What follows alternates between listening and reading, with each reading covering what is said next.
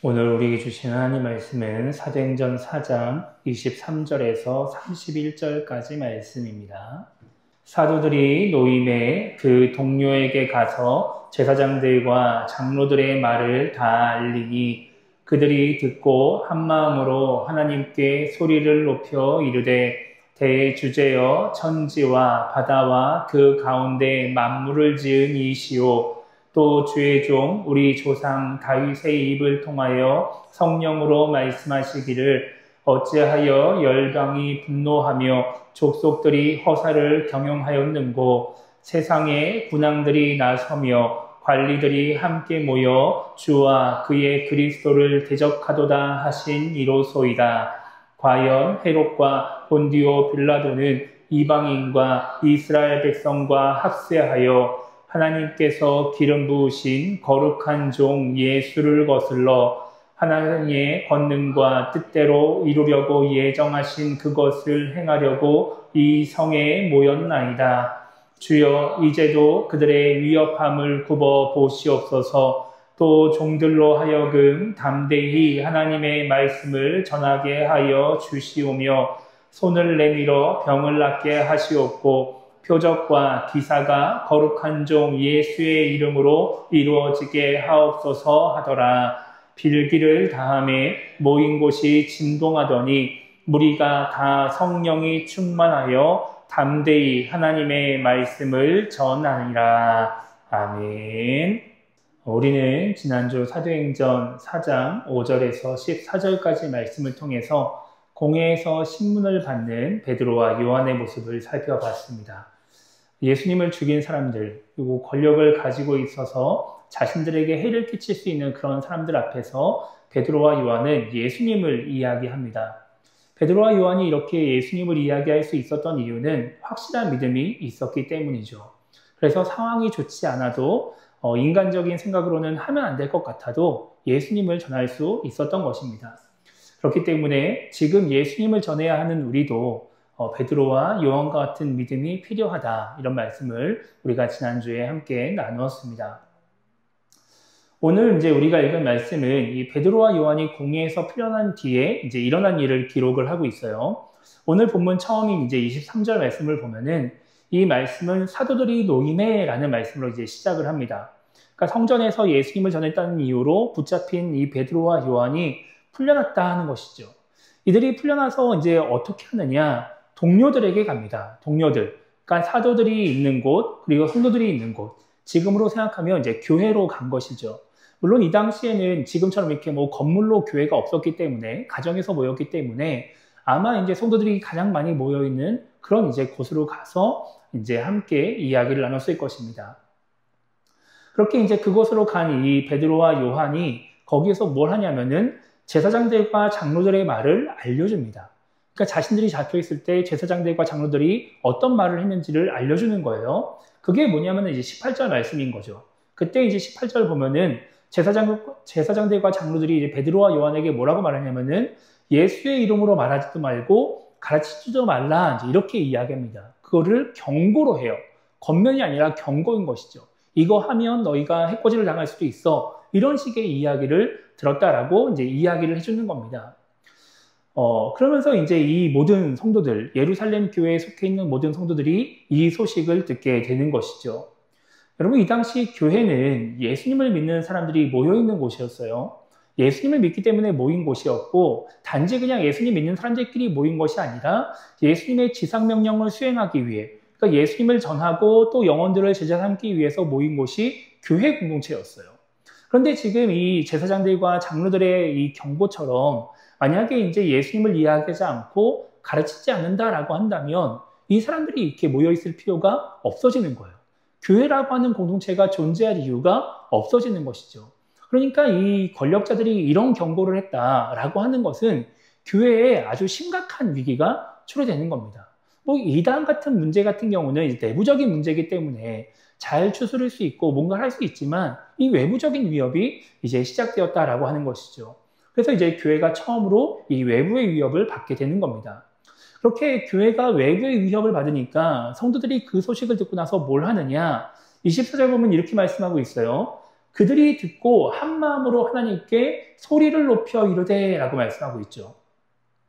외부의 위협을 받게 된 교회는 성도들은 한 마음으로 하나님께 기도합니다. 하나님의 도움을 구하는 거예요. 그렇게 예루살렘 교회들이 어떻게 기도하느냐? 지금의 상황들을 하나님께 아뢰는 기도를 해요. 지금 외부에서 이런 위협들이 있습니다. 지금 예수님을 죽인 사람들이 이렇게 위협합니다. 뭐 이런 식의 이야기를 하나님께 하는 것이죠.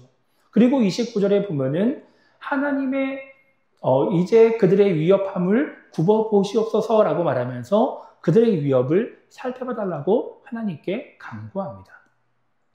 이것이 이 위협을 겪은 성도들이 했던 일들인 거예요. 여러분, 우리가 인생을 살면서 또 신앙생활을 하면서 어떠한 문제가 없이 인생을 살고 신앙생활을 할 수는 없어요. 이게 외부적인 환경적인 위협이나 어려움들이 우리에게 항상 닥칩니다. 이게 교회라고 하는 이 신앙 공동체도 마찬가지인 것이죠.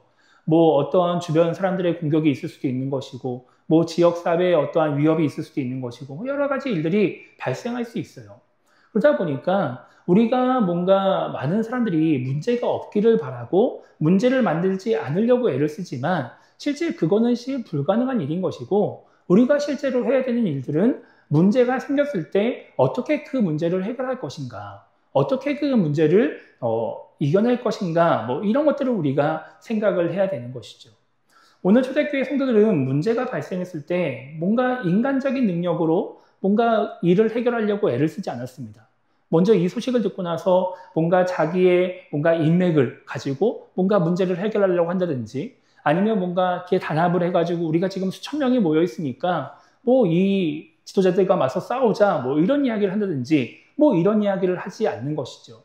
인간적인 능력이나 물리적인 능력으로 문제를 해결하려고 하는 것이 아니라 하나님의 도움을 구하며 기도하는 거예요.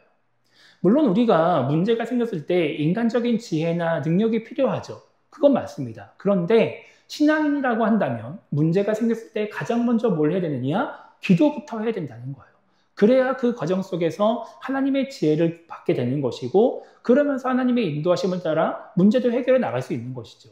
근데 기도도 하지 않고 그냥 무조건 뭔가 인간적인 방법을 모색하고 내가 가진 것으로 뭔가를 해결하려고 애를 쓰고 이러면은 문제가 생길 수 있는 겁니다. 그래서 성경은 뭐라고 말씀하고 있느냐? 신앙인들은 문제가 생겼을 때 먼저 기도해야 된다, 이렇게 말씀을 하고 있는 것이죠. 그런데 이렇게 기도를 하는 것보다 실은 더 중요한 게 있어요. 기도를 할 때 무엇을 위해 기도하느냐, 어떻게 기도하느냐, 어떤 기도를 하느냐, 이게 실은 더 중요한 겁니다. 단지 그냥 문제를 해결하기 위해서 기도하는 것이 무언가 의도가 잘못되어 있고 혹은 내용이 잘못되어 있으면 문제가 해결되지 않을 수 있다라고 하는 것이죠. 오늘 말씀 29절과 30절을 보면은 초대교회 성도들이 어떻게 기도했나, 이 내용이 나옵니다. 한번 보세요. 자, 이렇게 기도합니다. 주여, 이제도 그들의 위협함을 굽어보시옵고 또 종들로 하여금 담대히 하나님의 말씀을 전하게 하여 주시오며 손을 내밀어 병을 낫게 하시옵고 표적과 기사가 거룩한 종 예수의 이름으로 이루어지게 하옵소서, 이렇게 기도하죠. 여러분, 여기서 초대교회 성도들이 제사장들과 장로들을 생각하면서 하는 기도는 딱 하나밖에 없어요. 그들의 위협을 굽어 봐달라, 이거밖에 없어요. 이런 위협이 우리의 교회에 있으니까, 지금 교회가 흔들리고 있으니까, 우리가 지금 무서우니까 하나님, 저들을 심판해 주세요. 저들의 위협에서 벗어나게 해주세요. 저들이 뭔가 위협을 더 이상 하지 않게 해주세요. 이런 식의 기도를 하지 않아요. 그냥 굽어 살펴봐달라. 이 상황 하나님 아시죠? 우리가 힘든 거 아시죠? 이 정도 이야기만 하고 있는 거예요. 그러고 나서 뭘 위해 기도하느냐? 자신들이 이 위협 속에서도 담대히 하나님 말씀을 전하게 해달라고, 예수님의 이름으로 병이 나으면서 표적과 기사가 일어나게 해달라고 기도를 합니다. 그러니까 지금 이 위협적인 상황 속에서 위협을 없애달라고 기도하는 것이 아니라 이 위협 속에서도 자기들이 흔들리지 않고 사명을 잘 감당할 수 있게 해달라고, 교회의 공동체가 흔들리지 않고 교회다운 모습을 잘 간직하며 사명을 감당할 수 있게 해달라고 기도하고 있는 거예요. 자기의 안위를 위해서, 교회의 안위를 위해서 기도하는 것이 아니라 온전히 그 교회가 온전히 예수님을 전할 수 있도록 해달라고, 복음을 전할 수 있게 해달라고 기도를 하고 있는 것이죠. 이게 문제를 겪은 성도들이 해야 될 기도인 거예요. 여러분, 지금 이 시대에 많은 신앙인들도 교회를 위해서 기도하고 또 여러 가지 신앙적인 문제를 가지고 기도를 합니다. 여러분, 많은 신앙인들이 교회를 위해서 기도하는데 여러분, 교회를 위해서 기도하는 이유가 뭘까요? 왜 그렇게 교회를 위해서 기도해야 되는 것이고 왜 교회를 위해서 기도하고 있을까요? 여러분, 지금 한국 교회가 많이 침체되어 있다, 어렵다라고 이야기를 하니까 또 많은 신앙인들이 교회의 부흥을 위해서 기도를 해요. 교회 부흥을 위해서 기도하는 거 좋죠. 근데 왜 교회의 부흥을 위해서 기도를 해야 되는 것이고 왜 교회의 부흥을 위해서 기도할까요? 여러분, 이게 지금 중요한 거예요.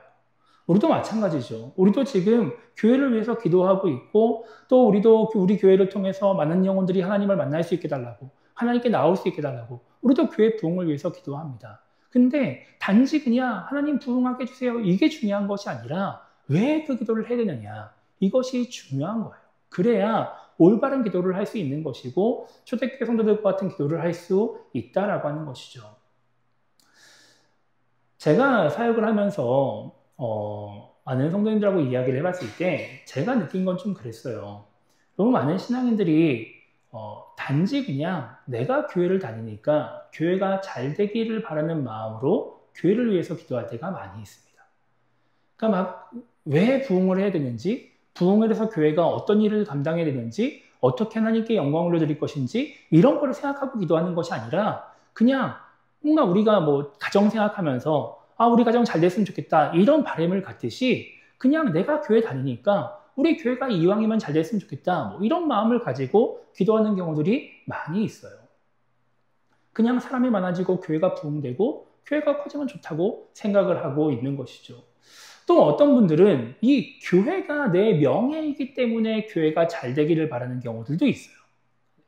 내가 이왕 교회를 다니면 좀 사람들한테 인정받는 교회를 다니고 싶은 마음이 있는 거예요. 뭔가 사람들한테 나 여기 다녀라고 이야기했을 때 거기 뭔가 이런 이야기를 들을 만한 그런 교회를 다니고 싶은 마음이 있는 거예요. 단순히 그냥 하나님이 사용하시는구나 이것 때문에 하는 것이 아니라 나를 위해서 교회가 부흥하고 뭔가 인정받고 이러기를 바라고 있는 거예요. 그런데 그런 마음을 가지고 교회가 부흥하기를 바라고 교회가 잘 되고 인정받기를 바라면서 쓰임받기를 바라면서 기도하다가 진짜 교회가 그렇게 되면 어떻게 될까요? 그러면 그 모든 마음이 행동으로 드러나기 시작합니다. 여러분, 교회가 부흥해서 더 많은 하나님의 일들을 감당할 수 있게 되었기 때문에 그만큼 더 많은 일들을 감당하기 위해서 하나님의 뜻을 이루기 위해서 부흥하려고 애를 쓰는 것이 아니라 그렇게 부흥되기를 사모하는 것이 아니라 그냥 나의 유익을 위해서 교회가 부흥되기를 바라고 잘 되기를 바라면 부흥이 돼도 아무런 유익이 없어요. 그렇게 되는 부흥은 교회의 유익이 되는 것이 아니라 내 신앙의 유익이 되는 것이 아니라 오히려 독이 되는 것이죠. 여러분, 그렇게 교회가 부흥하니까 교회가 사람은 많아지고 재정은 풍요로워지고 그래도 교회가 망가져가는 거예요. 그렇게 자기의 유익을 챙기려고 하는 사람들이 한 명, 두 명 나타나다 보니까 교회가 문제가 생기게 되는 것이죠. 그러니까 오히려 교회는 커지는데 하나님의 영광을 드러내지 못하고 뭔가 여러 가지 문제들이 발생하게 되는 겁니다. 여러분, 그렇기 때문에 우리가 교회를 위해서 왜 기도하는가를 생각을 해봐야 되는 거예요. 우리가 그런 인간적인 유익들을 바라고 세상적인 영광을 바라면서 교회를 위해서 우리 교회가 회복되기를 바라고 우리 교회가 부흥되기를 바라고 있다고 한다면 우리는 정말 진지하게 다시 생각해 봐야 돼요. 차라리 제 개인적인 생각이지만 그럴 거면 부흥을 위해서 기도하지 않는 게 나아요. 그게 우리의 영성에, 저희 목회자로서 제 개인의 영성에 훨씬 더 도움이 되는 것이죠. 그러니까 우리가 교회를 위해서 기도해야 된다고 한다면 오늘 초대교회 성도들이 기도했던 것처럼 교회가 교회로서의 사명을 잘 감당할 수 있도록 진짜 영혼을 구원하고 하나님의 뜻을 이루며 하나님의 영광을 드러낼 수 있도록 해달라고 기도해야 되는 거예요. 상황이 어떻든지 간에, 환경이 어떻든지 간에, 우리의 모습이 어떻든지 간에, 외부에서 위협이 있든지 없든지 간에 상관없이, 평안하든 평안하지 않든 상관없이 오직 교회를 통해서 예수님이 전해질 수 있게 달라고, 복음이 전파될 수 있게 달라고 기도해야 되는 것이죠. 교회 성도인 우리가 이 교회를 통해서 하나님의 은혜를 경험하고 하나님의 위대하심을, 예수님이 구원자이심을 전할 수 있게 달라고 기도해야 되는 거예요. 그러면서 하나님의 은혜가 임하고 교회가 부흥하면 교회는 아름다운 모습이 되는 것이죠. 그러지 않고 나서 교회가 아무리 부흥해봐야 우리에게 유익이 되지 않는다라고 하는 거예요. 그래서 그것이 우리가 교회를 위해서 해야 될 기도인 것이죠. 여러분, 오늘 초대교회 성도들이 그렇게 기도를 했습니다. 성도들이 위험해도 담대하게 하나님 말씀 전하게 달라고, 예수님의 이름으로 표적과 기사 나타나게 달라고 막 기도했어요. 그러니까 무슨 일이 벌어지느냐? 우리 31절 같이 한번 읽어보도록 하겠습니다. 함께 읽습니다. 시작. 빌기를 다음에 모인 곳이 진동하더니 무리가 다 성령이 충만하여 담대히 하나님의 말씀을 전하니라. 아멘. 기도를 마치고 나니까, 빌기를 다하고 나니까 모인 곳이 흔들립니다. 그리고 그 자리에 있는 모든 사람에게 성령이 임재해요. 성령 충만해지는 거예요. 그러고 나서 무슨 일이 벌어지느냐? 이들이 담대히 하나님 말씀을 전하기 시작하는 것이죠. 분명히 지도자들이 위협하고 있는데, 경고하고 있음에도 불구하고 이들이 기도한 것처럼 계속해서 예수님을 전하는 사명들을 감당하게 되는 거예요. 여러분, 기도의 결과로 위협이 사라지지 않습니다. 기도의 결과로 갑자기 막 권력자가 교회를 와가지고 막 교회에 파워가 세지지 않아요. 기도의 결과로 막 갑자기 막 사도들이 막 인정받으면서 막 명예로워지고 이러지 않아요. 뭘 하게 되느냐? 기도의 결과로 계속해서 사명을 감당하게 되는 것이죠. 예수님이 전해지게 되는 거예요. 영혼들을 구원하게 된다라고 하는 것이죠. 그리고 나서 성경이 뭐라고 말씀하고 있느냐? 32절 이하, 오늘 본문 그 뒤에 나오는 말씀을 보면 성경은 아름다운 교회의 모습을 이야기를 해요. 위협이 있지만 성령이 충만하여서 사명을 감당하며 예수님을 전하는 이 사람들이 세운 교회가 어떤 교회가 되느냐? 아름다운 교회가 된다라고 하는 것이죠. 위협이 있고 어려움이 있지만 그 문제를 해결하기 위해서 하나님의 은혜를 구하는 것이 아니라 교회가 교회다워지기 위해서, 성도가 성도다워지기 위해서 하나님의 은혜를 구했더니 결과적으로는 아름다운 교회가 세워지더라라고 하는 것이죠. 내 유익을 위해서 교회 부흥을 바라는 것이 아니라 사명을 감당하기 위해서 하나님의 은혜를 구했더니 정말 세상의 권력으로, 인간의 능력으로 만들 수가 없는 그런 교회가 세워지게 되는 것입니다. 여러분, 우리에게는 부흥이 필요해요. 하나님의 은혜가 필요합니다. 그래야 정말 교회 밖으로 하나님의 영광을 드러내면서 여러 가지 일들을 감당할 수 있죠. 그렇기 때문에 계속해서 우리는 교회를 위해서 기도해야 되는 것이고 이제 앞으로도 계속해서 기도할 겁니다. 그러나 그 기도의 목적이 절대 우리의 유익이나 우리의 영광은 아니다라고 하는 것을 우리가 잊지 말아야 되는 것이죠. 우리가 교회를 위해서 기도해야 되는 목적은 무엇이다? 하나님의 뜻을 이루는 것이다. 하나님의 영광을 드러내는 것이다. 라고 하는 것을 우리가 잊지 말아야 하는 겁니다.